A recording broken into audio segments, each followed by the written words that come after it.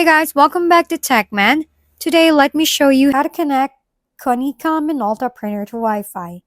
To connect your Konica Minolta printer Wi-Fi, start by opening the printer's control panel and navigating to the utility menu, then go into Administrator Settings and enter the admin password to access advanced configuration options.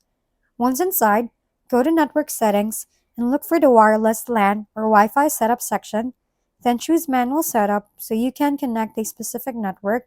From there, open the access point list to view available Wi-Fi networks, select your SSID, make sure your printer is within range of a strong signal, and proceed to the security settings where you should choose WPA2-PSK as the authentication method. Next, enter your Wi-Fi password carefully in the passphrase field and confirm it by tapping it again exactly the same. Then press OK to save settings. After that, check the connection status option to confirm the printer has successfully connected to your network, and once it's connected, you can start printing wirelessly from any device on the same Wi-Fi. If we've been helpful, kindly give us a thumbs up and don't forget to hit the subscribe and bell button for more contents.